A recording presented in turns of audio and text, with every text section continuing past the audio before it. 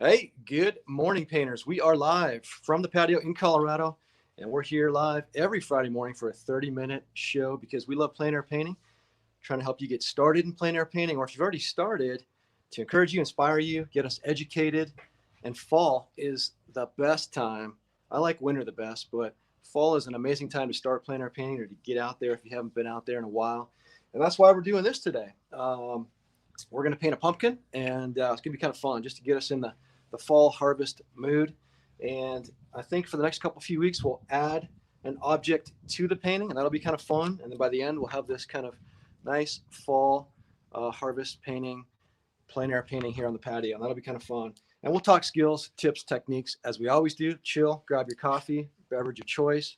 We've got a live Q&A at the end. Let's chat throughout this and inspire one another and encourage one another and bounce some ideas off each other. All right. So last week we talked about elements of light. If you haven't seen that video, go back and watch it on replay. Really, really important points. If you haven't heard stuff like that before, I know it's going to help you take your plein air painting to the next level. So go check that out.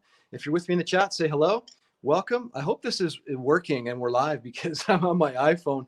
We hit 1,000 subscribers, and when you do that, you can use your iPhone. And yeah, exactly. Celebrate. So thankful to you guys for watching and subscribing. I know your time is valuable. So anyway, I hope this is all working. If you're in the chat, say hello and let me know that things are working. But so last week we did talk about elements of light. I want to show you what I did yesterday. I usually show last week's painting, but Kate and I, to be truthful, we scraped that painting after the show. She wanted to, and it was fun. She wanted to because it was fun. So we took a palette knife and scraped the living crap out of that thing. This is what I did yesterday, getting us in the fall mood. I was up in the mountains of Colorado just to see if there was enough color, and there sure was. This was a challenging painting. The light was shifting in the mountains as it often does, but don't get frustrated about it. Just chill, stick with your plan. I knew the light was going to come back, so I actually ran out of cad yellow and cad yellow light, and I've never done that before ever in, I don't know, 15 18 years of plein air painting. But maybe it's good the way it is. Maybe I would have added too much yellow, but that was a real fun painting. And I encourage you to get out there in the fall and to paint, because this is a beautiful time of year where we are. I know there's people watching from all over the world, other parts of the world, and it may not be fall, but here in Colorado, it sure is. So, hey, if you're watching our replay, welcome. Drop a comment, say hello. Hey, if we're just meeting for the first time, by the way, my name is Terry, and obviously my passion is plein air painting, and I just love enjoying God's beauty outside. I love the outdoors, love the mountains, and I love painting. So, what better sport than combining your love of the outdoors and plein air painting? All right, looks like it's working fine. Thank you. I appreciate that very much. Yeah, it actually looks to me like there's better color on the iPhone than on my laptop. So I'm real happy to be using the iPhone. It's just more comfortable for me because that's how I film all my videos. So thanks for joining us. Appreciate it. And again, my kind of job here is just to kind of help you on your plein air journey and just to inspire you to start if you haven't started. So let's pick up a brush. Let's get started, man. And I want to get you the quote of the day. The quote of the day is, whether you think you can or you think you can't, you're right. Whether you think you can or you think you can't, you're right. Henry Ford said that. You probably heard that quote, and it's been kind of near and dear to me. It doesn't necessarily apply to painting, but it does. It applies to really everything in life, doesn't it? And so whether you think you can start plein air painting or you can't, you're right. And whether you think you can be a great painter or you can't, you don't think you can, you're right. So I use that quote a lot when I get frustrated with painting or just in life in general. But that's our quote of the day. And this live stream is brought to you by the new Facebook group. If you haven't joined, join us. It's called Learning Plein Air Group. We're slowly getting some new members. We just started. It's real fun. We got a guy on there, Tez from Australia, seeing his paintings and his. It's just cool to see what everybody's doing all over the country and all over the world. So join us if you haven't. All right, let's get started. So I've got a few colors pre-mixed up, and I think you can see my palette, but I'll talk you through it as we go. And you're kind of like, hey man, why are you painting a pumpkin? And it's like, Well, I want to get in the fall mood. I want to get up in the mountains and paint that stuff. But as I told you, and as I always tell you, before I could paint landscapes, I had to paint apples. I did an apprenticeship in Russian impressionism, and it helps us see shapes and colors and values, and learn in a controlled, still environment. So then we head out there, down by the river in the city, or wherever you go, you can have the training and the skills to react quickly and get a good painting done. Hey, have you ever had this trouble with your brush? The reason I'm a little distracted is this is my favorite brush. It's a synthetic brush, and it's a silver brush. It's called the brand, but this part twists. You ever get that where the handle's loose? You start painting, you can feel it jiggle in your hand. So I kind of contact cemented or glued, but then it glued crooked. So it glued the silver part, kind of glued a little bit crooked. But anyway, I'm hoping that this will work today. So let's get going. All right, I'm going to start with, I'm just going to kind of move around the pumpkin. I'm going to talk you through it. And I started kind of filling in the shadow portion. So I just mixed up, basically with that, I just mixed up orange as a base. And then I put some alizarin crimson in, a little bit of cerulean blue. I just kind of tweaked it back and forth to get a color that was dark but didn't have too much chroma. And we're going to talk some more about chroma at the end with the Q&A. But welcome again if you're just joining us. We're live, and we're learning how to be better plein air painters and have some fun. Let me get a swig of coffee, man, just to get us going here. Okay, and I'm painting on an 18 by 24 canvas. I use oils. This is a bigger canvas because I think we're going to add maybe some objects to it as the weeks go by. So let's go ahead and put some paint. I'm going to dip into, I'm using a Galkid medium, liquid medium, instead of my liquid impasto that I've used for so many months. I just wanted to try the liquids again.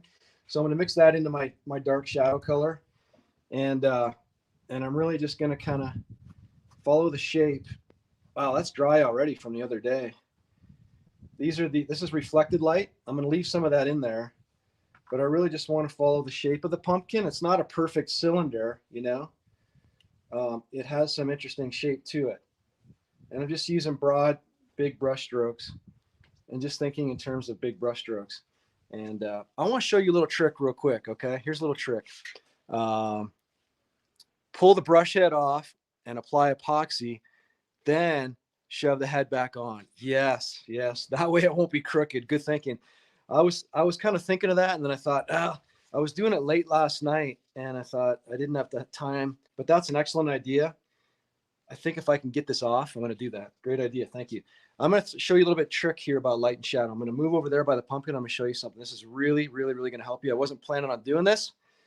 I'm going to share this with you. Only a select few people in the whole world know this trick. Okay, so when you're looking at light and shadow, when you're painting still lifes, whether it be an apple fruit or whatever, sometimes it's hard, like a pumpkin, because it's not shiny like an apple, to see where the shadow is and where it stops, like where that shape is. So here, let me show you real quick. So if you can still hear me, I'm putting my brush on the pumpkin, and I can see the shadow of my brush. You can use a pencil, you can use whatever you want, right? So wherever I move that, it's in the light, and therefore I can see the shadow. So that's the light portion. Once I start moving it this way, I can no longer see my brush shadow. And that's the shadow of the pumpkin. So I need to kind of notate where that is. And I just move my brush around on the pumpkin, and I can see where the light and shadow is. Wasn't that such a cool idea? Try that trick. You'll like it. Okay, so this up here to me is too bright. So I'm just going to kind of desaturate that a little bit. So I'm going to take my cad orange, pure cad orange, and I'm going to add a little bit of yellow ochre to it. A little bit of yellow ochre. I'm just going to do a tester with my palette knife because this was just too brilliant for me, because I want to be able to show the pop of the pumpkin over there. But I'm going to leave some of that color in there. And then I'm just using my palette knife, and I'm just using strokes in the general direction of the pumpkin. Okay. It's a geometric shape. So paint it as such, you know, it's a geometric shape. All right, there we go. So I like that better. I just toned that down a little bit and kind of took the vibrancy out of it. That's what I was doing there. Yep. Hey, Dan. Nice. You're like, nice trick. Yeah. Okay. So could you see what I was doing there? That is a really, really good trick. And if you do like I do and you really commit yourself to painting still life, and because it is good practice, that is a very handy little hack, if you will. Okay, let's fill in the light portion of the pumpkin, and then I'm gonna do the highlight on the pumpkin, which is kind of tricky the more I look at it. So I'm just really using a mixture of cad orange and cad yellow medium, and I'm using a big brush, and I'm gonna use the least amount of brush strokes possible to fill in this shape. That's really all I'm gonna do. So I've got a lot of liquid medium going here, so it's pretty juicy strokes. And then I gotta kind of be careful here because that's where the light hits right there. So I think I did that in like 5 strokes, maybe 6, 7 strokes. So there you go. And you can take your brush, just as a trick, you can kind of take your brush, go down, back up, down, back up. Don't be afraid to do that. It's a blending tactic that you use in the block-in stage of your painting. Don't be afraid to blur the lines, paint outside the lines. So, all right, here we go. Let's fill this in. The light is coming from the left, and it's washing over the pumpkin right there. And so remember what I told you in previous videos. You have light, halftone, and shadow. So you have to paint the light. Don't paint the pumpkin, paint the light. Paint the light washing over the pumpkin. So right here in the middle is going to be, the actual color of the pumpkin because it's not washed out by light and it's not washed out by shadow. So I could just kind of go like this and put a few strokes. Whoops, that's too yellow. Let's go into cad orange and just following my shape of the pumpkin just to show the halftone of the pumpkin right there in the middle. It's too yellow. We need more orange in there. I'm just going to go pure cad orange. So are you guys painting this week or what? You painting this weekend? Tell me where you're painting or what you're up to. Hope you're at least watching some painting videos and learning and being entertained.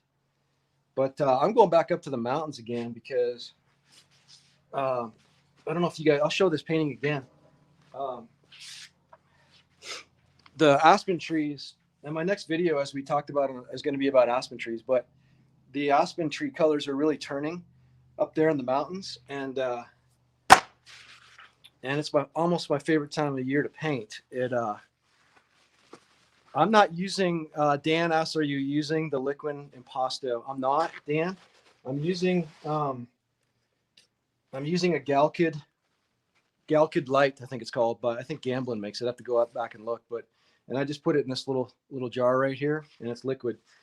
As I told you, when I began painting, I used copal, which I think is like part rat poison and part, some cancerous toxin. So I stopped using the copal, even though I loved it. And I thought, well, maybe I could just find something that's not as toxic. So I'm using the Galkid. It's a solvent. It's not as healthy as the liquid impasto. I like the liquid impasto, I really do. And I'm not going to stop using it. Here, this is. Hang with me here. Reach into my little handy dandy bag. That's the liquid impasto that Dan's talking about. It's made by Winsor & Newton, $13 for a 200 milliliter tube.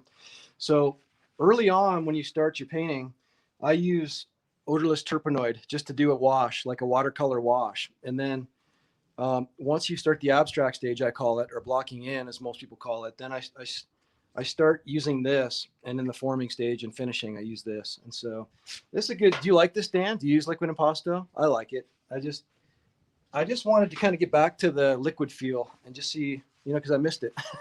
But that's what I'm using is Galkid. So that's kind of what I got going. So why don't we here? Let me fill in the shadow real quick because I just love shadows. And so let's take a little bit of titanium white. Show you how I did that shadow. Titanium white, ultramarine blue, a generous amount of ultramarine blue. I probably used too much titanium white there. And then I use permanent rose, but you can use cad red. Let's just use cad red because most people have cad red. Let's put a little bit of cad red in there. And then that brings it to a violet. That takes the vibrancy or the chroma out of the blue. And it makes it this nice kind of grayish violet color. But I need a little more blue in there because I see that shadow. I see that shadow as very warm, very, it's cool, but it's ultramarine blue. And then I compare this shadow, the shadow on the pumpkin, to the cast shadow. As we were saying last week, this is all one organic shape. It's all in the shadow. Cast shadow, shadow. Compare the temperature of this to the temperature of that. This is darker than that in value.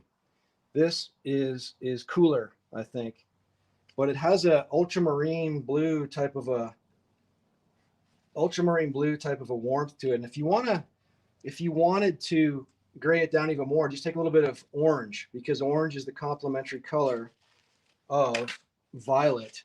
And then I'll just dip into my Galkid medium, just get it all nice and juicy and liquidy so it'll move. And then I can just like shape, the shape of the pumpkin. And I need more ultramarine blue. My palette's in the sun, so it's a little bit hard for me to read. And I'm going to go a little permanent rose, a little more. I'm just going to darken it up, darken that shadow up a little bit. There we go. Like that. And so that's how I kind of did the shadow. And then I want to show my core dark underneath the pumpkin, or whatever it is you're painting, a bridge, a car, a building. And then I want to look at the angle of that pumpkin. So I can use my brush and I can use the shadow to help carve out the angle of that pumpkin. And then the shadow, the cast shadow, stops right there. Okay. And then just do a couple dry brush stroke techniques on your cast shadow like this. Just go outside the shadow a couple times. Just a couple times outside the shadow like that. It just gives it a nice painterly look, so that's not this crisp, hard, fine line. So, all right. So Dan says, I tried it once long ago. I wasn't successful, but your process makes sense. I will try again. Yeah. Try the liquid impasto. It's good. Start out. It's always thin to thick. You paint thin to thick. And you've heard me say on my other videos, you paint large to small. So this is why we do this. You see pieces, the mountain is one piece, the river is another piece, the barn is another piece.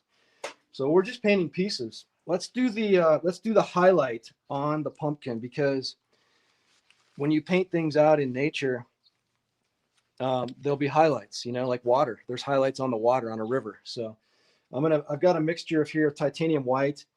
Now on the pumpkin, the highlight's hard. It's really hard. I know you can't see it like I can. Maybe you can. It's bright. It's not like a real vibrant. It kind of almost washes in with the color of the pumpkin. So let's just try this. It's got a little bit of orange in it, a little bit of cerulean blue, but it's right there. That's pretty close. Wow, that is such a weird color. It's so hard to dial in. I'm going to put a little more orange in it, just a bit, a little more titanium white. And it just goes right here. It just lives right there, the highlight on the pumpkin. And then where the lines are in the pumpkin, it's catching. So you want to describe, this will be the forming stage now. You want to describe the shape of that pumpkin. And then similarly, like with the dark lines in that pumpkin, reach into ultramarine blue, a little bit of alizarin crimson, and then we can kind of start to form, the lines on that pumpkin like this to form that shape, and show, how it's a round pumpkin. So that's what we can do there. And that's kind of fun. That's what's fun about painting a pumpkin, There's all those lines on it like that. Okay, cool. There we go. And then down in here too, down in the reflected light, you'll see that as well. So, hey man, as we paint this pumpkin, just want to encourage you to get out there and paint. If you haven't started plein air painting, it's awesome for the soul. It just brings a lot of peace and a lot of joy. And Always thought shadows were gray, but violet is much better. Yeah, I agree. I mean, you want to paint what you see. That's the thing about art, you know. I mean, like I think some guy commented on one of my other videos, like that doesn't look anything like what you were painting. I just have to chuckle, you know, because um, I've been seeing and mixing colors for years and years and years, and I'm a colorist, you know. You could do that. You make a good point. You could mix 4 piles of gray with different values, and then as you want to get your colors out, you could add the colors to the gray and start off that way. But your painting will look very gray, and that's okay. That's cool. I love those paintings too. But I'm a colorist. I was trained in Russian Impressionism, French Impressionism, so I'm not making anything up. I mean, that shadow, I'm trying to paint the right color and the right value in there. But I agree. You know, that's why I paint, man. I like colors. And I'm sure that's why you do it too. So um, let's go ahead and what should we work on next? Any suggestions here? Let's, okay, there's reflected light. Let's see if we can get this a little bit brighter, the reflected light. And then don't forget that when you paint objects like this, there's a core dark. There's always a core dark. And that is where no light gets in. And up here, it's like right there. There's no light right there. And then underneath right there. And I'm just going to take like some phthalo blue, real cool, deep phthalo blue color, alizarin crimson, and a little bit of green, color. Mix that in and you get a colorful black. So if I took black off my palette, if you want to get black, mix blue, red, and green, and you'll get a black. And so right under here, to show the shape of the pumpkin, we just do that real dark black color where it's no light is hitting, you know, right there, no light is hitting. And then once you put the highlight next to that, it really just kind of it punches it. So yeah, there you go. Tonal painting. That's the word I was looking for. Thank you. Yeah, tonal painting. Tonal painting is kind of more based off grays, and it's more value based than color based. That's a good point. Thank you for the help there. Appreciate it. Okay, let's mix up the reflected light color there. So I'm going to go into titanium. It's real, you know, like it's bright, but you don't want it to be like full power. So titanium white, a little bit of cad yellow light, because it's a real cool color. You have to remember this is in shadow, so it's light that's bouncing in from other places, you know, tablecloth, maybe sun. So a little bit of cad orange, and let's go a little more cad yellow light. I'm just going to use my palette knife. This is how I did this. I just started here and I just went up like that. And that's just not the right. Let's go with a little more orange and a little more cad yellow medium right there. And then just kind of go up like that and follow the shape of where that is. And then you could use a palette knife like right here. There's some of that reflected light following those pumpkin lines right here. And so you could kind of bring that in like that. And that's kind of nice, you know. Probably got too much of it going up, but I just wanted to make a point there for you. And so then I just go back into my dark pumpkin color, and I can go back into that color if I wanted to, like this, you know, and just kind of blend it. Blending is a real nice tactic that you want to learn. There's something cool that I didn't see before. See the shadow underneath the stem? I never really saw that before, but let's just try to paint it real quick. I see it as like a red purple color. So let's try to nail that. I'll mix into some of my brown shadow color on the pumpkin and just try to guess kind of where we could start with that. But here, and then it gets thicker and it goes into the shadow, like right there. Do you see what I'm talking about? Shadow of that stem, because the light's coming from here. It's a cast shadow. Sorry, it's a cast shadow right there. And that just adds to more realism. And then what I can do to create contrast and interest is, okay, let's read here what you're saying. Looking at a thunderhead, all the different values, hues, and temperatures. Is that what you're painting? Okay, cool. So you're painting a thunderhead. Clouds. Yes, I love it. And so, you know, October skies are coming here, and pretty dramatic skies, right? I think you said you were in Taos. Is that correct? And then just remind me of your name and where you're at, because I appreciate you being on here the last couple times, and I really enjoy your interaction. I think you said you were from Taos, New Mexico, but I could be wrong. But yeah, let's go with that. And then the stem is just, again, I could go into phthalo green, but it's just real, and then a blue. It's just real dark up here. But what I was going to do was I was going to create some contrast by that cast shadow. It's real dark right here. The stem of the pumpkin right here. Yeah, that's about the right color. I'm going to put a little more blue. Like I'm going to put cobalt blue right over top of it, just pure cobalt blue, just to show some interest in that dark stem color like that. And then right there, I'm going to create some contrast by going like this. I got to change brushes. I'm going to dip into my bright pumpkin color, and there's light hitting. So while you got all these darks up here, so I'm going to look for an opportunity. I see light right there. So I'm going to put it right there. So that's all nice. Did you see how that kind of came alive?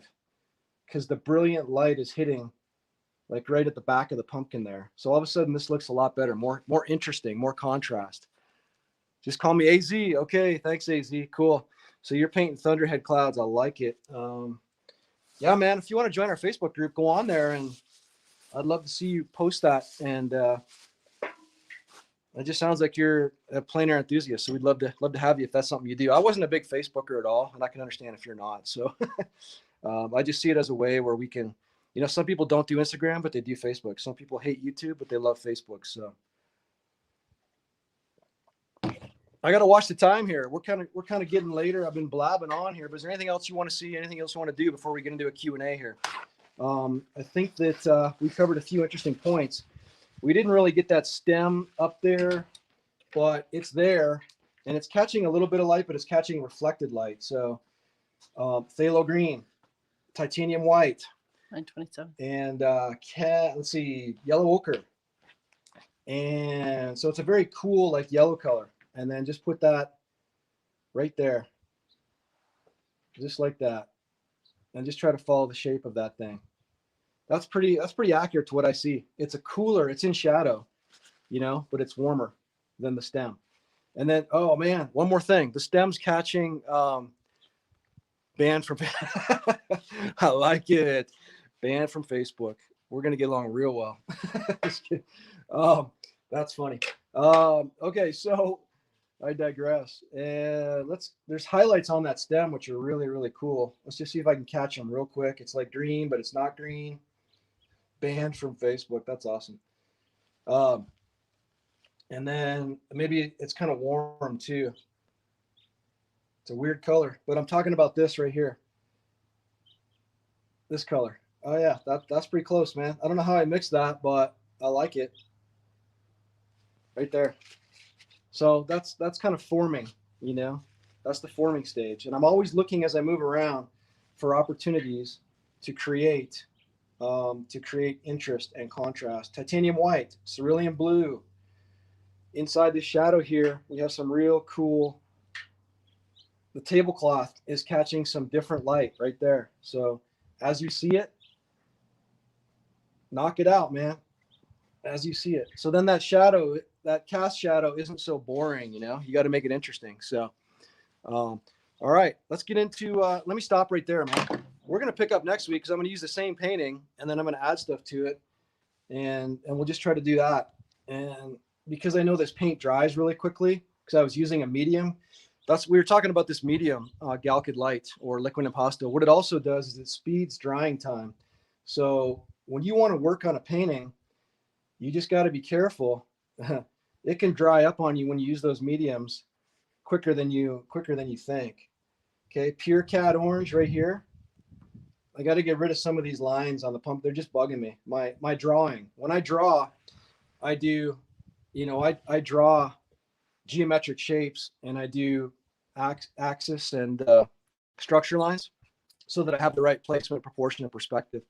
But just pure cad orange with a little bit of cad yellow right here. There's just brilliant full on washed out kind of sunlight right there that we could show on that pumpkin. Just right there.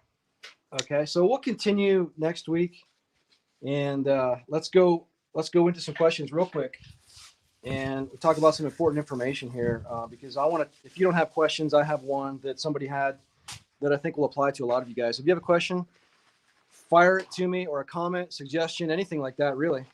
Go for it. That's what this last few minutes is for. And white, less opaque, appropriate. Yeah, exactly. That's what you use titanium white for.